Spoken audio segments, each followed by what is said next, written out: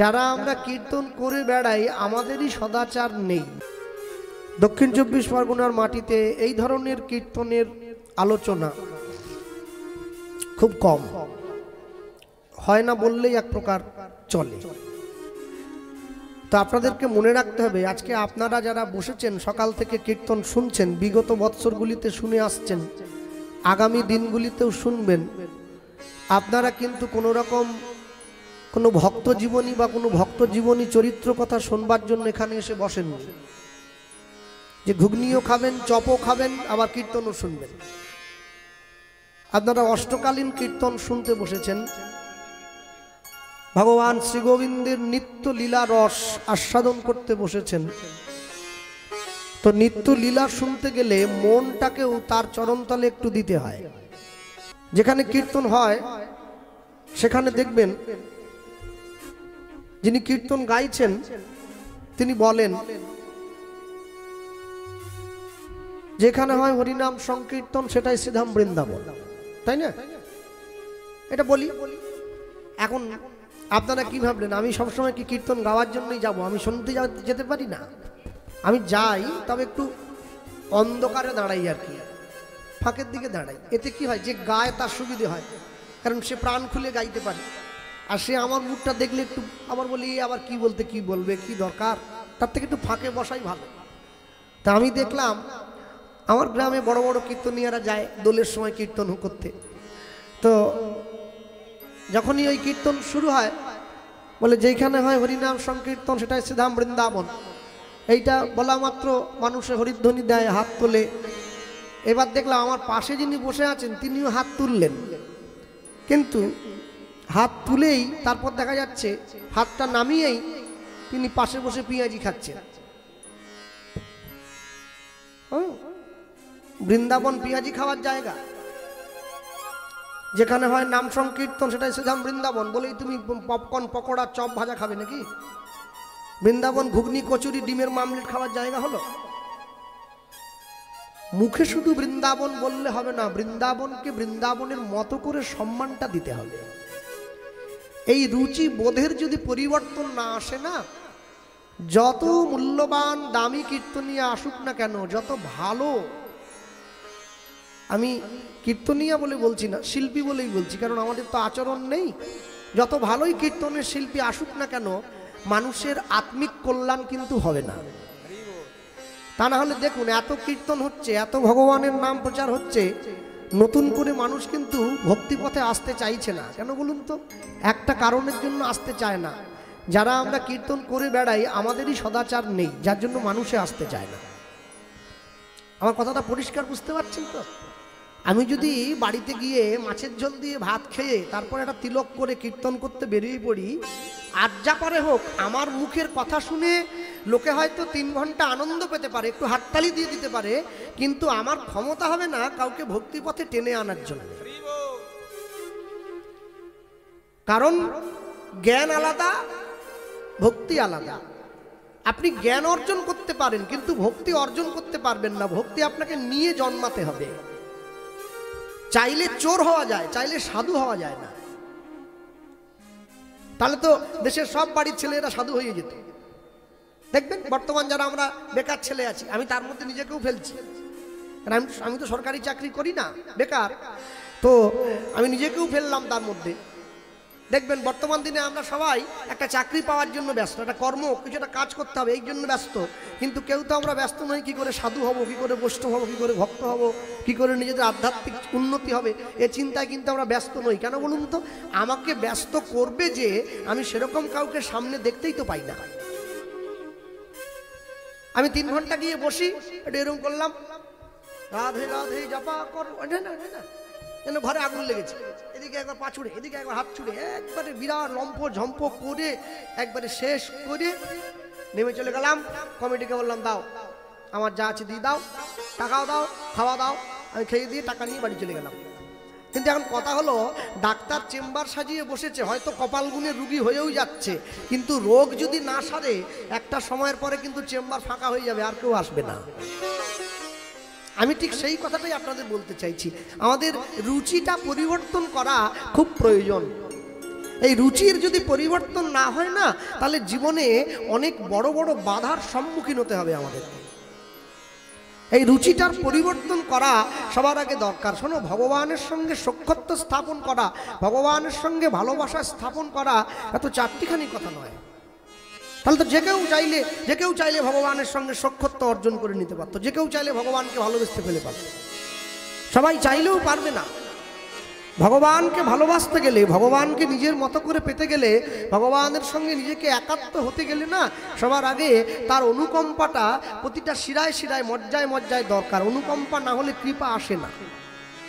আর কৃপা যদি না আসে, মানুষ আর যা পারে হোক, মানুষ কোনোদিন ভক্ত হতে পারবে না। ভক্ত সাজতে পারি আমি, কিন্তু হতে পারবো না। সাধু সাজা আলাদা, সাধু হওয়া আলাদা। কুম্ভ মেলায় যারা সাধু এসেছে, প্রয়াগে মহাকুম্ভ হচ্ছে 144 বছর পর। এই যে মহাকুম্ভ মেলা হচ্ছে, তো যারা সাধু, তাদের সঙ্গে সাধুকে একটু ভালোবাসার জন্য অনেকে দেখছি গেরুয়া পোশাক পরে সাধুদের সঙ্গে ঘুরে বেড়াচ্ছে। গেরুয়া একটা পোশাক পরে, রুদ্রাক্ষের মালা একটা গলায় নিয়ে, কপালে একটু তিলক নিয়ে সাধু হয়ে ঘুরে বেড়াচ্ছে। ও সাধু হয়নি, সাধু সেজেছে। সাধু সাজা আর সাধু হওয়া দুটো এক নয়। বৈষ্ণব সাজা আর বৈষ্ণব হওয়া দুটো এক নয়। ভক্ত সাজা আর ভক্ত হওয়া এ দুটো এক নয়, অনেক তফাৎ আছে। দেখবেন যারা ভক্তিপথ আশ্রয় করেছে, যারা ভগবানের ঘরে গিয়েছে, প্রত্যেকটা কথা শুরুতে দেখবেন তারা বলে, যার গুরু ঘরে যে নিয়ম আছে, কেউ বলে জয় নিতাই, কেউ বলে হরে কৃষ্ণ। ইস্কনের যারা আশ্রিত তারা হরে কৃষ্ণ বলে, যারা আমার মতো নিতাই বাড়ির আশ্রিত তারা কি জয় নিতাই। যারা বৃন্দাবনে রাধাকুণ্ড থেকে দীক্ষা শিক্ষা অর্জন করেছে তারা বলে রাধে রাধে বলে, কেউ বলে জয় গৌর বলে। তো আচ্ছা বলুন, প্রত্যেকটা কথার আগে এই জয় নিতাই, এই জয় গৌর, হরে কৃষ্ণ, রাধে রাধে, এই ট্যাগলাইনগুলো ব্যবহার করা কি খুব দরকার ছিল? না করলে কি হতো না? বলে কেন করে জানো? বলে একটা কারণের জন্য ব্যবহার করে। কি কারণ? বলে ব্যাংকে টাকা রাখলে টাকাটা কিন্তু সুদে বাড়ে, জমতে জমতে জমতে জমতে একটা সময় কিন্তু অনেকটা পরিমাণ হয়ে যায়। সেটা আপনার অজান্তেই হয়ে যায়, আপনি হিসাব রাখেননি, কিন্তু অনেকটা হয়ে গেছে। আমার দাদু বলতেন যে একজন মানুষ সারাদিনে 2 লক্ষ কথা বলে। এই 2 লক্ষ কথার পূর্বে কেউ যদি একবার করে জয় নিতাই বলে, তাহলে 2 লক্ষ বার সে জয় নিতাই বলছে। বলছে তো, এই 2 লক্ষ বার যে প্রত্যেক দিন জয় নিতাই বলছে, এই জয় নিতাই বলতে বলতে বলতে বলতে বলতে বলতে যেদিন তার এই ঈশ্বরের ভজনের ঘরটা পূরণ হয়ে যাবে না, তার প্রথম বহিঃপ্রকাশটা আপনারা লক্ষ্য করবেন। যেদিনকে ভজন সাধনের ঘর পূর্ণ হয়ে যায়, তার প্রথম বহিঃপ্রকাশ হলো ঈশ্বরের নাম শোনা মাত্র তার নয়নে জল এসে যায়।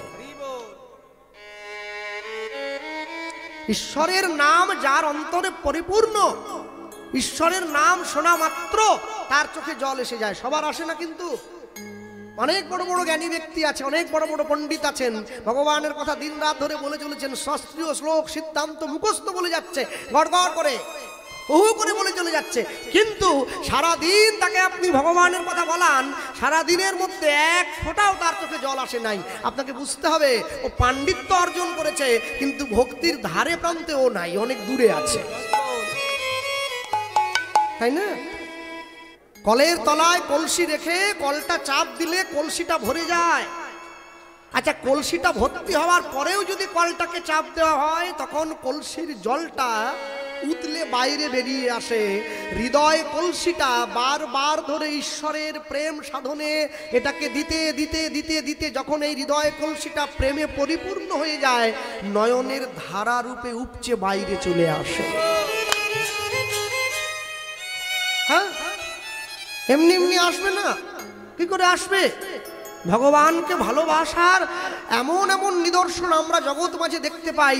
সনাতন ধর্ম এই জন্য শ্রেষ্ঠ জগৎ মাঝারে, অন্য কোনো ধর্ম নয়। অন্য ধর্ম বিখ্যাত হতে পারে, শ্রেষ্ঠ হতে পারবে না। সনাতন ধর্মের কথা শ্রেষ্ঠ। কেন শ্রেষ্ঠ? ভগবান আমাকে মানুষে বলে, অনেক অনেক জায়গায় কীর্তনে গেলে, কদিন আগে মালদাতে গিয়েছিলাম, এক ভক্ত আমাকে প্রশ্ন করছে, বাবা ভগবান যতবার জন্ম নিয়েছে বারবার কেন ভারতবর্ষে জন্ম নিচ্ছে? ভগবান কি বিদেশে জন্ম নিতে পারতো না? আমেরিকা, লন্ডন, রাশিয়া, কত বিদেশি আছে, এতগুলো দেশ থাকতে বারবার ভারতবর্ষে কেন? এমনকি শুনছি কল্কি অবতার, সেও নাকি উড়িষ্যার সম্বলপুরে বিষ্ণু যশা ব্রাহ্মণের ঘরে কল্কি অবতার জন্ম নেবে। আচ্ছা বলুন, বিদেশের মানুষগুলো কি দোষ করেছে? ভগবান বারবার ভারতে জন্ম নেয় কেন? আমি বললাম, ভগবান বারবার ভারতে জন্ম নেয় কেন জানো? ভগবান একটা কারণের জন্য ভারতে জন্ম নেয়। কি বলছে? ভারতবর্ষের মানুষ হচ্ছে একমাত্র মানুষ যে নিজে খেয়ে এঁঠো ফলটা আমায় দেবে, যেটা জগতের কেউ দিতে পারবে না। হরি বল, হরি বল। ভারতের মানুষ হচ্ছে একমাত্র মানুষ যে মানুষ আমাকে বন্ধু বলে কাঁধে চড়িয়ে বেড়াবে। ভারতবর্ষের মা হচ্ছে একমাত্র মা যে মা আমাকে সন্তান জ্ঞানে কান ধরে উদুখোলের সঙ্গে কোমরটায় দড়ি দিয়ে বেঁধে রাখবে, ননি চুরি করে খেয়েছি বলে। এটা অন্য কোনো দেশের মানুষ পারবে না, তাই শুধু ভারতবর্ষেই আমি ছুটে আসি। ভগবান গীতায় নিজে মুখে স্বীকার করেছেন তো, অবজানন্তি মাং মূঢ়া মানুষিং তনুয়াসিতং পরং ভাব অবজানন্তি মম ভূত মহেশ্বরম। বোকা মানুষগুলো আমাকে শুধুমাত্র মনুষ্য জ্ঞান ভাবে যে আমি শুধু মানুষ। আমি মানুষ নই। মানুষের দেহ হলে তো লয় থাকবে, ক্ষয় থাকবে, বিনাশ থাকবে, জরা ব্যাধি থাকবে। আমার কি আছে? আমার তো নেই।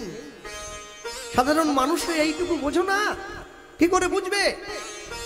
আর কবে বুঝবে? আজকে যে অযোধ্যায় রামের জন্মভূমি, যে অযোধ্যায় রাম জন্মভূমি প্রতিষ্ঠা হয়েছে, যে রামের জন্মভূমিকে কেন্দ্র করে এত উত্তরণ, এত আলোড়ন, যে সব কিছুকে কেন্দ্র করে এত কিছু চলছে, মনে রাখবেন আজ থেকে বেশি দিনের পুরনো নয়, আজ থেকে 100 বৎসর পূর্বে এই অযোধ্যায় রামের জন্মভূমিতে একজন লোক বসবাস করতেন, যার নাম দশরথ দাস। এখন আশ্চর্য কি জানেন? রামের পিতার নামও কিন্তু দশরথ। রামের যে বাবা সেও দশরথ। এখন রামের বাবার সঙ্গে এই লোকটারও নামের খুব মিল আছে। ও দশরথ, কিন্তু ও তো রাজা দশরথ, আর এ তো ভিখারি দশরথ। নামের মিল আছে, কর্মের মিল নেই। এখন আশ্চর্য কি, প্রত্যেক দিন সকালবেলা করে অযোধ্যাবাসী যখন রামের মন্দিরে যায়, ছোট্ট গ্রামে একটা মন্দির রয়েছে, আর এই গ্রামে যে মন্দিরটা রয়েছে, প্রত্যেক দিন সকালবেলায় অযোধ্যাবাসী গিয়ে রামচন্দ্রের মন্দিরে গিয়ে রাম সীতাকে সবাই মিলে প্রণাম করে, আর পায়ের কাছে হনুমান বসে থাকে, তাকে সবাই প্রণাম করে। এখন দশরথ চিন্তা করলো, রামের বাবার নাম দশরথ, আমিও দশরথ। বলে হ্যাঁ, আচ্ছা আমি কি রামের বাবা হতে পারি না? দশরথের মনে বাৎসল্য ভাব জেগেছে। দশরথ গিয়ে মন্দিরে দাঁড়িয়েছে, তাহলে বাবা হয়ে কি ছেলেকে প্রণাম করব? বাবা হয়ে ছেলেকে প্রণাম করতে পারবো না, আর যা পারে হোক। তাই দশরথ সিদ্ধান্ত নিয়েছে, আমি কিছু করি আর না করি, আমি একটা কাজ করব। আমি কি কাজ করব? আমি মন্দিরের বাইরে দাঁড়িয়ে আমার ছেলেকে প্রত্যেক দিন আশীর্বাদ করব যে বাবা জীবনে চির সুখী হও। সবাই লাইন দিয়ে রাম সীতাকে প্রণাম করে, আর এই দশরথ দাস গিয়ে প্রত্যেক দিন রামচন্দ্রকে হাত তুলে আশীর্বাদ করে, বাবা সংসারে সুখী হও। আমার বাবা বলতেন, মানুষ আমাদেরকে আশীর্বাদ বলে যেটা দেয় ওটা আশীর্বাদ নয়, ওটাকে স্তুতি বাক্য বলা হয়। স্তুতি বাক্য, আশীর্বাদ নয়। আমায় কেউ যদি আশীর্বাদ করে, গোপাল কৃষ্ণ চির সুখী হও, মানুষ কোনোদিন চির সুখী হতে পারবে না। সংসারে আসা মানে সুখ দুঃখ নিয়েই জীবন কাটাতে হবে, এটা আশীর্বাদ। আশীর্বাদ কোনটাকে বলে? যে কথাটা ফলপ্রসূ হবে তাকে তো আশীর্বাদ বলে। কিন্তু আপনি যদি ভগবানকে আশীর্বাদ করেন যে তুমি চির সুখী হও প্রভু, এই কথাটা ফলবে কেন? তার জীবনে দুঃখ নেই। দশরথ দাস প্রত্যেক দিন গিয়ে রামচন্দ্রের মাথায় হাত দিয়ে দূর থেকে আশীর্বাদ করে, বাবা রাম তুমি চির সুখী হও। একদিন, দুদিন, 3 দিন, 4 দিন, 5 দিন, 6 দিন করে আজকে 1 মাস হয়ে গেছে। একদিনকে ঘরের মধ্যে বসে রাত্রেবেলায় মনে মনে দশরথ দাস চিন্তা করছে, আচ্ছা আমি যে প্রত্যেক দিন রামকে আশীর্বাদ করতে যাই, তাহলে রাম যদি আমার ছেলে হয়, তাহলে সীতা হবে আমার বৌমা, তাই তো নাকি? তো আমার ছেলে বৌমাকে নিয়ে এক ঘরে দাঁড়িয়ে আছে, আমি শ্বশুর হয়ে সবসময় বৌমার মুখের দিকে তাকাবো, এটা কেমন একটা কি, মানে নিজেকে একটু লজ্জিত মনে হয় না? তো আজকে মন্দিরে গিয়ে দশরথ দাস দাঁড়িয়ে আছে, পূজারী ব্রাহ্মণ ছুটে এসে বলছে, কি দশরথ, রামকে আশীর্বাদ করো। বলে আশীর্বাদ করতে পারি, একটা শর্ত আছে। বলে কি? তুমি একটু আমার বৌমার মুখটা, পর্দাটা আড়াল করে দাও তো। বলে কেন? বলে না, আমি বাবা হয়ে সবসময় বৌমার মুখের দিকে তাকিয়ে থাকি, এটা কেমন যেন নিজেকে কিন্তু বোধ হয়, একটু আড়াল করে দাও। মা সীতাকে আড়াল করে দেওয়া হয়েছে। এইবার বাবা ছেলেতে কথা হচ্ছে, রাম শরীর ভালো আছে তো? রাম তুমি খেয়েছো তো? আর যত মানুষ সবাই ওকে পাগল ভাবছে। দশরথ পাগল হয়ে গেছে, পাগল হয়ে গেছে, রামকে আশীর্বাদ করছে। এ কেমন ছেলে? এখন 1 বছর পরে মন্দিরের পূজারি পরিবর্তন হয়ে গেছে। নতুন পূজারি তো আর জানে না যে দশরথ এলেই মা সীতার দিকে পর্দাটা বেশি করে টেনে দিতে হবে, ও তো জানতো না। আজকে যখন দশরথ এসে দাঁড়িয়েছে, যেই মা সীতার দিকে হাত বাড়িয়ে এমনি রামচন্দ্রের দিকে আশীর্বাদ করতে গেল, চোখটা তুলে তাকিয়ে চমকে উঠল। প্রত্যেক দিন যে মা সীতার দিকে পর্দাটা আড়াল করা থাকে, আজকে তো আড়াল করা নেই, মাথাটা নামিয়ে নিয়েছে। গোটা মন্দিরবাসী অবাক হয়ে গেল। মন্দিরের মানুষ তাকিয়ে দেখছে, পাথরের সিংহাসন থেকে পাথরের মা সীতা হাঁটতে হাঁটতে নেমে এসে মন্দিরের পর্দাটা নিজের থেকে আড়াল করে দিয়েছে। সকলের চমকে উঠছে যে দশরথের ভালোবাসা কত গভীর। পাথরের সীতা হেঁটে এসে পর্দা সরিয়ে দিচ্ছে। ওরে বাপরে! রাত্রিবেলা ঘরে গিয়ে দশরথের মনে অনুশোচনা হয়েছে, কাজটা ভালো করি নাই আমি। যত হলেও আমার বৌমা তো রাজার মেয়ে, রাজা জনকের কন্যা, তাই তো সে জানকী। তাই রাজার মেয়ে, সে কিনা আমার মতো চাষার জন্যে সিংহাসন থেকে নেমে আসবে? না না, এটা আমি ঠিক করিনি, আমি অন্যায় করেছি, আমি কালকে থেকে আর মন্দিরে যাব না। আচ্ছা, দশরথ তো গেল না, একটা কথা বলি। হরিদাস ঠাকুর বলেছিলেন না কাজী সাহেবকে, আমি নাম ছেড়ে দিলেও নাম কিন্তু আমাকে ছাড়ে না। কপালকুণ্ডলা উপন্যাসে বঙ্কিমচন্দ্র চট্টোপাধ্যায় ভবানী পাঠককে দিয়ে বলা করাচ্ছেন প্রফুল্লের সামনে দাঁড়িয়ে, আমি তোমার সঙ্গ না ছাড়িলে তুমি আমার সঙ্গ ছাড়িবে কি প্রকারে। দশরথ দাস মন্দিরে যায় নাই, কিন্তু মন্দিরের রামচন্দ্র রাতের অন্ধকারে দশরথের পাতার কুটিরের সামনে চলে এসে ডাকছে, বাবা কে? আমি রাম। দরজাটা খুলে বেরিয়ে এসছে। এ কি তুমি? কই, তুমি তো আমায় আশীর্বাদ করতে গেলে না আজকে।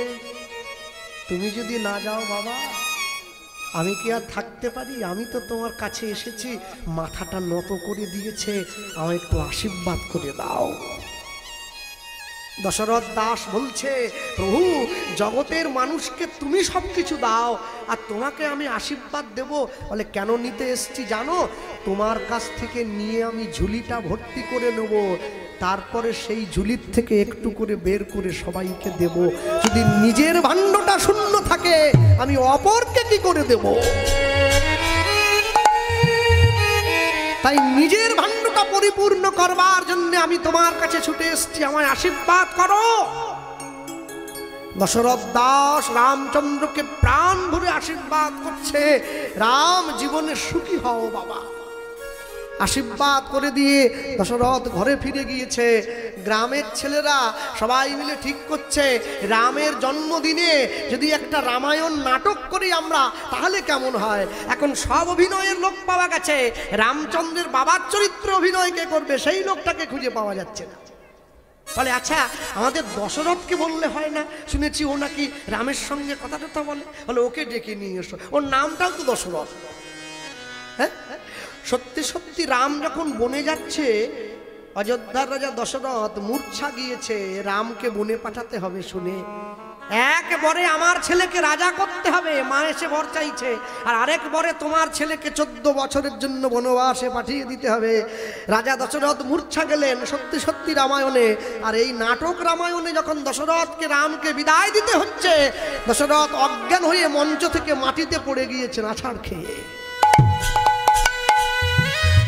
সবাই মিলে যখন ছুটে গিয়ে চোখে মুখে জল দিয়ে দশরথকে বুকে জড়িয়ে তুলে ধরেছে, সবাই মিলে তাকিয়ে দেখছে, সবাই ছুটে গিয়ে যাওয়ার অনেক আগেই দশরথের প্রাণটা ত্যাগ হয়ে গেছে, দশরথের আত্মাটা রামচন্দ্রের চরণে গিয়ে আশ্রয় পেয়েছে। ভগবানকে ভালোবাসা, ভগবানকে একাত্ম করে পাওয়া, এ কি চারটিখানি কথা? আমি গতবারও আপনাদের এখানে এসেছিলাম, এবছরও এসেছি, হয়তো আর আগামীতে নাও আসতে পারি, আমি সে কথাটা বলবো না, কিন্তু আমি একটা কথাই প্রচার করে যাব।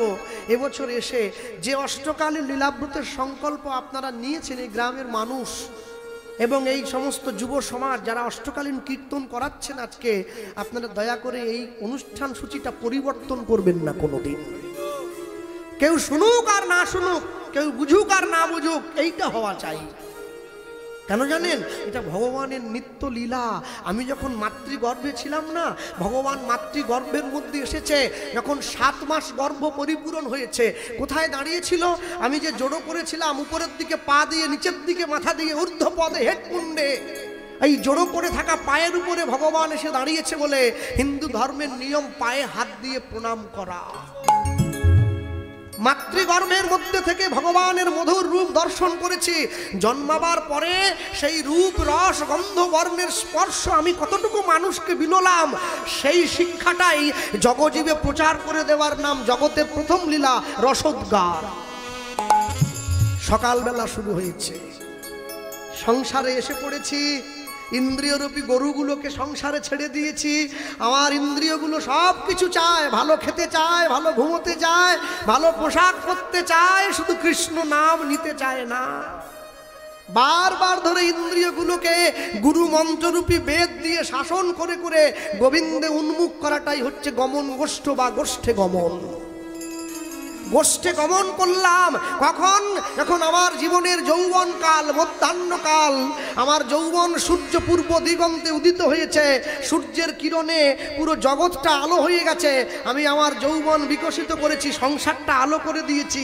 সব কিছুর মধ্যে দিয়ে ঈশ্বরকে ভুলে গেলে চলবে না, তাই জন্য সূর্য পূজার ছলে কৃষ্ণ পূজা করতে হবে। আমার পূর্ববর্তী কীর্তনীয় প্রচার করলেন কানু পূজার ছলে ভানু পূজা। এরপর এই যে এখন শুনছেন বসে ফেরত গোষ্ঠ বা উত্তর গোষ্ঠ লীলা মাধুর্য। ফেরত মানে আমরা কোথার থেকে একটা এসেছি, আমাদের ফিরে চলে যেতে হবে। আর উত্তর গোষ্ঠ মানে আমাদের জীবনের একটা প্রশ্ন আছে, যে প্রশ্নের উত্তরটা খুঁজে বেড়াবার জন্য আমরা সব সময়ের জন্য ব্যস্ত। সেই প্রশ্নের উত্তর আমরা যার মধ্যে দিয়ে খুঁজে পাবো, সেটাই তো উত্তর গোষ্ঠ। আর যেদিন আমাদের উত্তর গোষ্ঠ সম্পূর্ণ হবে, সেদিন ফিরে চলে যাওয়ার পথটা পরিষ্কার হবে। আমি ঘরের মধ্যে বসে নাম মালিকাটা হাতে ধরার সঙ্গে সঙ্গে শ্রী গোবিন্দের মধুর রূপমাধুর্য দর্শন করব। আমার পরেই তো পদ্ম পলাশ গাইবে রূপমাধুর্য। তোমার রূপ দেখার পরে আমার যখন অনুশোচনা হবে যে প্রভু আমি তাহলে জগৎ সংসারে কি করলাম, এই অনুশোচনাটা আমি যার কাছে সাধু সঙ্গ করে আমি যদি ব্যক্ত করতে পারি, তবেই হবে আক্ষেপ। আক্ষেপ সম্পূর্ণ হওয়ার পর নয়নের জল দিয়ে যখন তুমি আমাকে হাত বাড়িয়ে ডাকবে, আমি সব সইতে পারি, শুধু নয়ন জলের বোঝা বইতে পারি না। আমি তোমাকে ভালো লাগার জন্য সেই সাজে সজ্জিত করে আমি তোমার উদ্দেশ্যে গমন করব, তখন হবে আমার অভিসার। আর অভিসার যদি সম্পূর্ণ হয়, তবেই তো আমি দর্শন করব সেই মধুর রাস লীলা। নিতাই গৌর।